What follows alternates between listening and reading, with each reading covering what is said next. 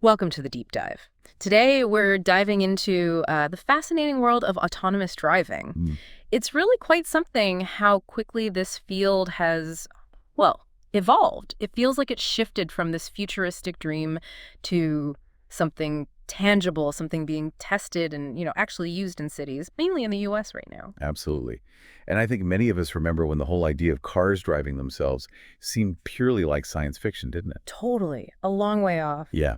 And what's really interesting now, I find, is looking beyond that initial maybe buzz and excitement. Right. We need to examine the real world progress and the, let's face it, significant challenges that are still ahead before we see widespread adoption. Right. So for this deep dive, we've got a recent analysis that really digs into the current state of the technology. It focuses specifically on where it's actually being used day to day and the major obstacles kind of hindering that broader rollout. Exactly.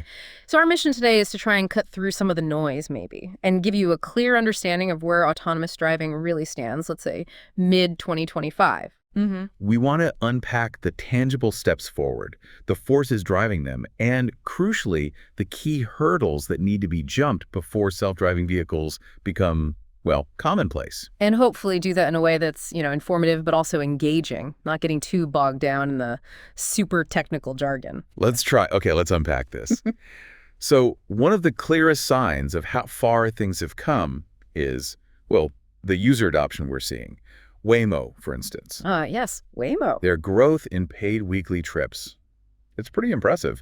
Across those 4 U.S. markets, Phoenix, the Bay Area, L.A., and Austin. The numbers are quite stark, aren't they? From 50,000 to 250,000 weekly paid trips. In just 18 months, that really signals something significant is happening there. It does. And what's fascinating isn't just the raw number increase, but what it implies. What do you mean? Well, it suggests that in those specific cities, these autonomous vehicles are moving past just being an experiment. They're becoming a genuine transport option for, well, a growing number of people. Right, like a practical service. Exactly. It shows a level of utility and, importantly, user acceptance that's, frankly, quite notable at this stage. And speaking of acceptance, safety has to be top of mind, always. Oh, absolutely critical. The analysis we looked at, it highlights this pre-publication study. Pretty huge data set, 91 million kilometers of driverless travel examined. That's a lot of data points. It is.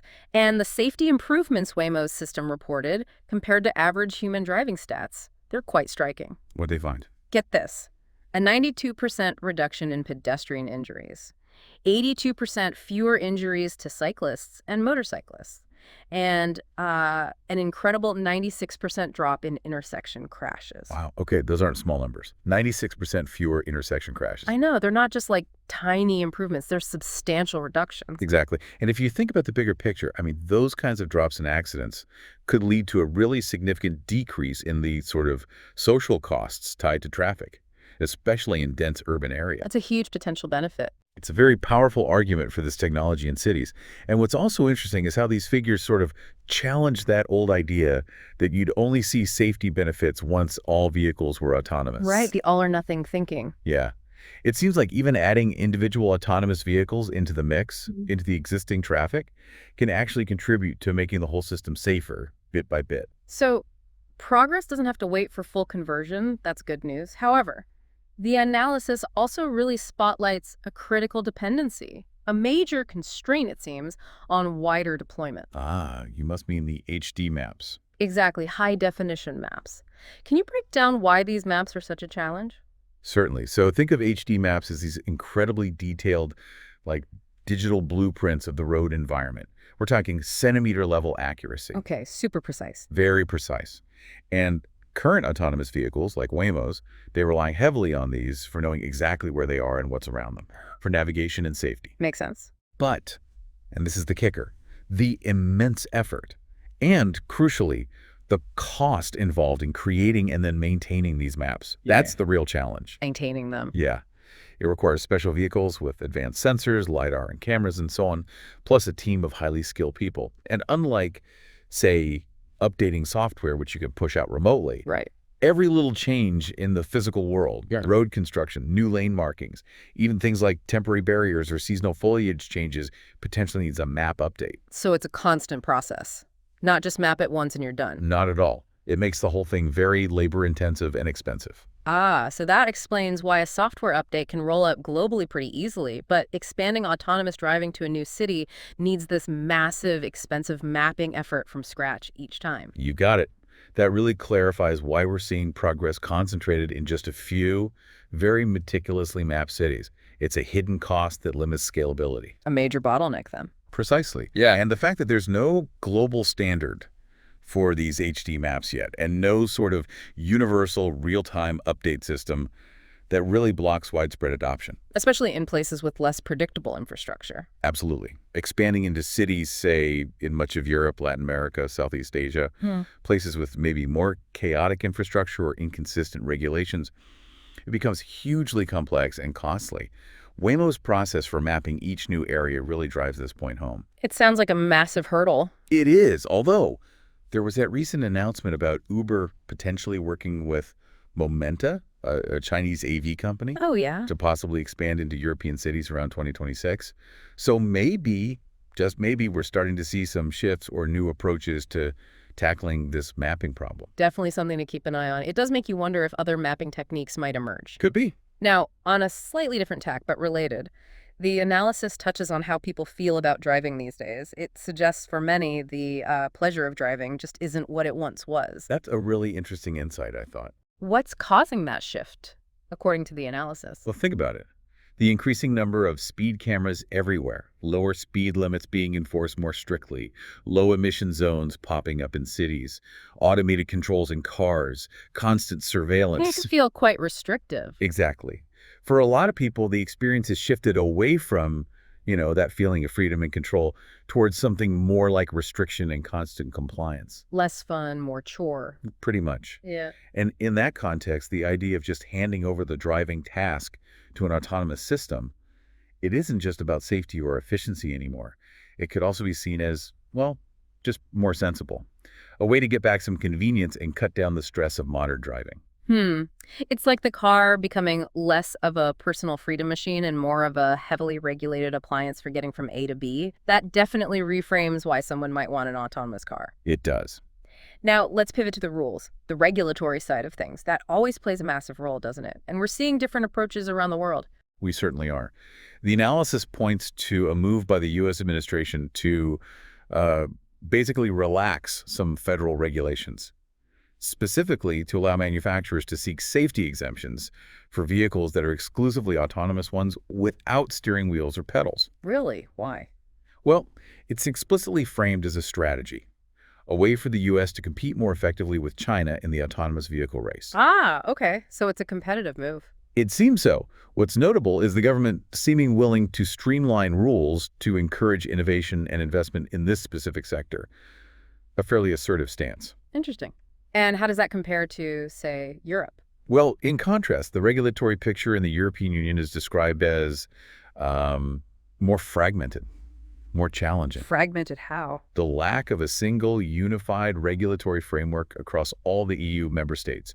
It creates a less predictable, potentially more difficult environment for the kind of big mass experimentation and deployment we're seeing glimpses of in the US, and maybe even more so in China. So different rules in different countries make it harder to roll out. Potentially, yeah. This divergence in regulatory approaches could really shape how quickly and where autonomous driving takes off. Right. And speaking of China, they seem to be making some serious moves. They really do. The analysis highlights Pony.ai, a Chinese company. They've apparently managed a remarkable 70% reduction in the cost of their autonomous system. 70%? Wow. Yeah. And they're aiming for profitability in 2025, which is, well, pretty ambitious in this space. That's incredibly ambitious. How are they managing that? Well, part of it is likely strategic partnerships. They're working with major automakers there like Toyota, BAIC, GAC. Combine that with what seems to be a more centralized, maybe more supportive regulatory system within China. You get a powerful combination. Exactly. A potent ecosystem for AV development seems to be forming. Lowering costs, strong partnerships, supportive government. Yeah. It does raise the distinct possibility that Chinese companies could become dominant global players. Especially maybe in emerging markets, places where Waymo and Cruise aren't really present. Precisely.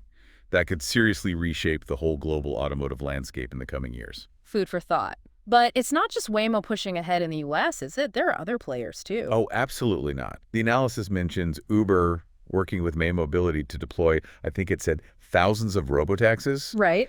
And you've got Aurora running driverless truck deliveries between Dallas and Houston.